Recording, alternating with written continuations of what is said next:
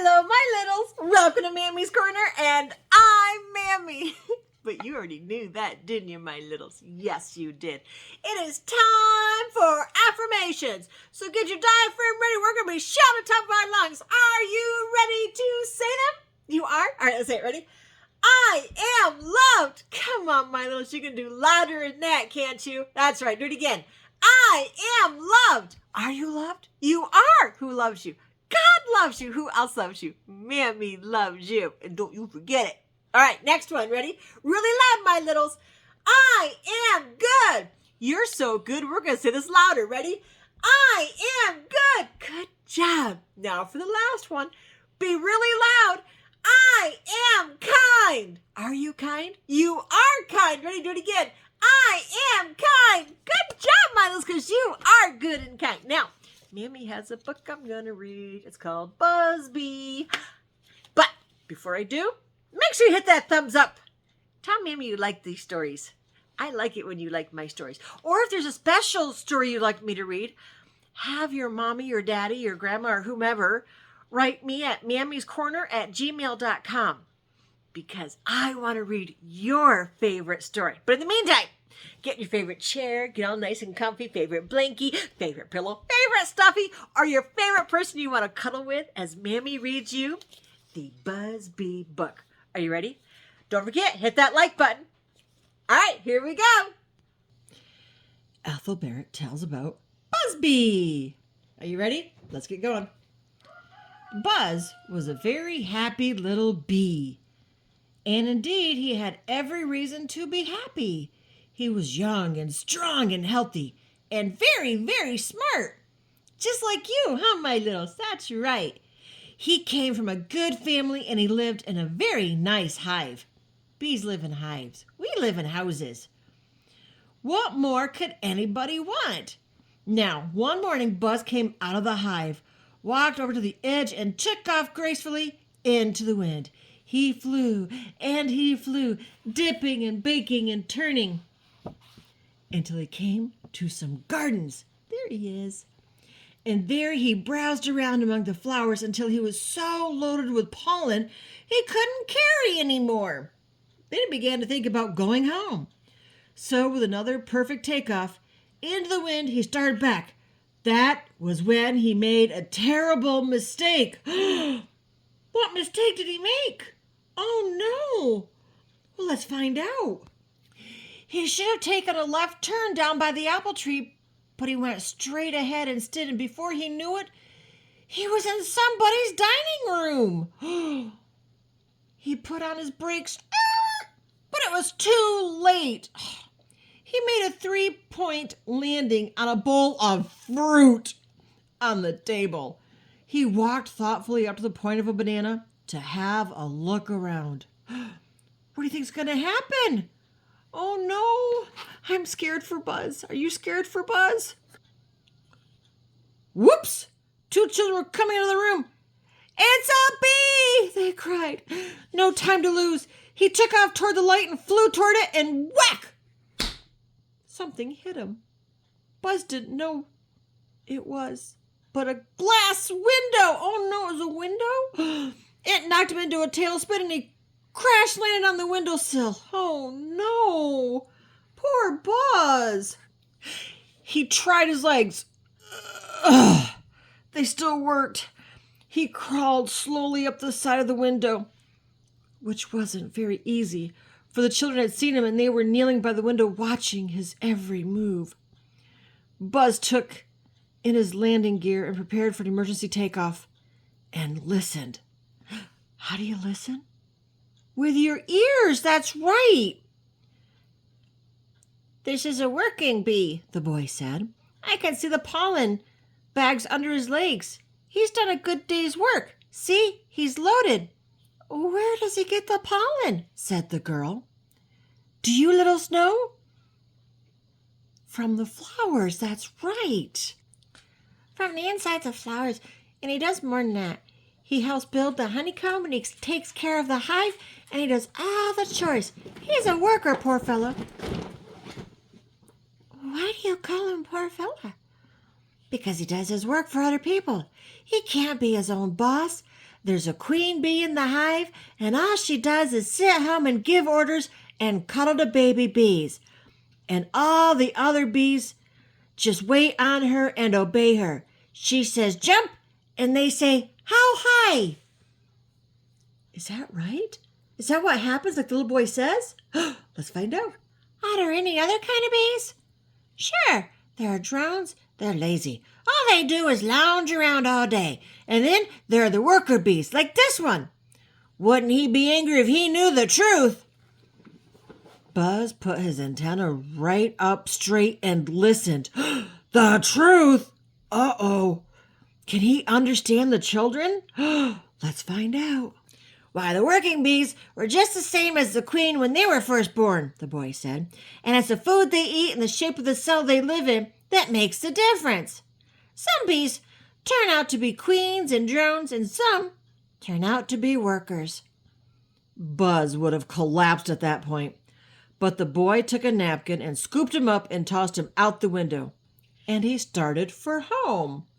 Oh, that was nice of the boy to do that. Oh, that was nice. He saved the bee. Good job, little boy. Right, Littles? It was still a nice day, but Buzz didn't notice. And when he got home, he was no longer happy. Oh, he thought, I am the most miserable of all creatures. That was when he ran into his cousin Fuzzy. "Oh, hello, cousin. What's buzzing?" said Fuzzy. "Yak," said Buzz. "What'd you do, get into some poison ivy by mistake?"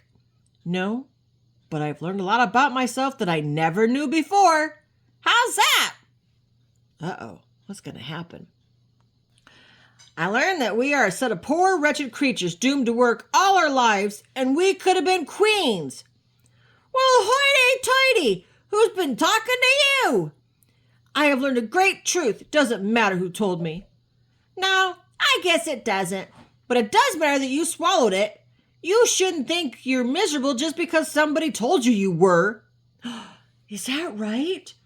Yes, that is right. Just because someone said, right, here they are. Just because someone said something doesn't mean that you have to believe it. That's right. Why not? Because you weren't miserable until somebody said so. I'd call that kind of silly, said Cousin Fuzzy. And he hurried off to empty his pollen bags. Just the same, Buzz muttered to himself. I'm going to tell all my other cousins about it. Everybody who works and does chores. Why, they're all miserable and they don't even know it. How are they going to know they're unhappy if I don't tell them so? No. Oh, no. Is he going to tell everyone to be unhappy when they've been happy all this whole time? Oh, my goodness. Oh, my stars. Let's find out what happens. And that is exactly what he did. He told them and he griped until they were all as miserable as he. Then he went back to his cousin Fuzzy. What did you decide to do, Buzz? We don't know yet, Fuzzy. I wish we could all be queens. What a jolly time we'd have.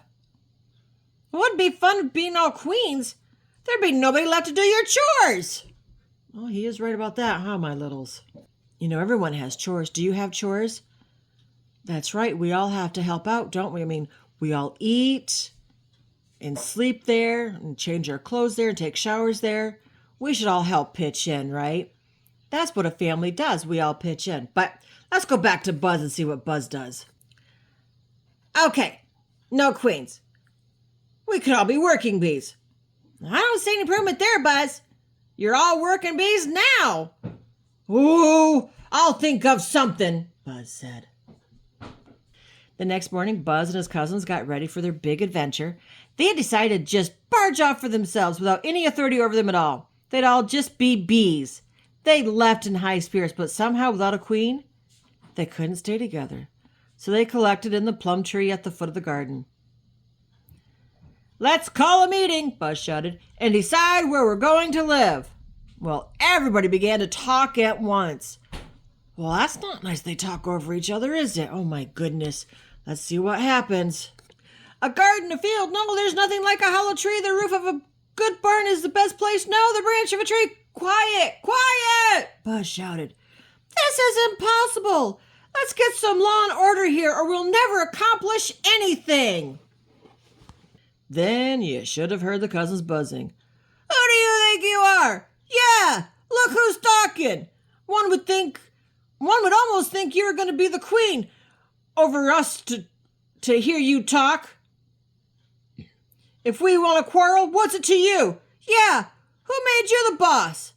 And they huddled into a tangle ball and began to quarrel furiously. Oh no! Buzz went off by himself, very sad, and began to nuzzle flowers automatically, without even thinking of what he was doing. And that's what he was up to when Cousin Fuzzy found him. Well, this is the last place in the world I expected to find you, Buzz, coming out of a rose, all by yourself. Where is everybody? I left them all quarreling about what they're going to do, Fuzzy. That's a silly thing to do on a nice sunny morning. Don't laugh at me, Fuzzy. I'm miserable and all mixed up. It sounds like such a good idea, but we don't do anything but quarrel when we try it. Buzz, how old are you? I'm 7 days old. And how old do you think I am? Oh, old, I guess. 3 or 4 months, maybe? You're right. I'm an old bee, Buzz. Let's fight. Put up your dukes.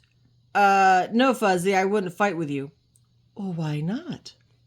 Because I'm stronger than you. I'd hurt you. Well, if you're stronger, what makes you ask my advice? Because you're older, Fuzzy, and I know you're wiser. Oh ho! So you're young and I'm old. You're strong and I'm wise. Now, what's become of our all being alike? I don't know.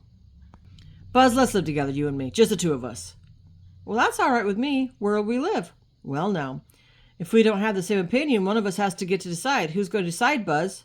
Well, you, of course, because you're the wise one. All right, now who's going to collect the honey and do the chores? Oh, that's easy. I will because I'm the strong one. Buzz, you just elected me the queen, and you've elected yourself the worker. I just elected myself the worker. Well, now, aren't you being kind of silly? Won't the old hive and the old queen do?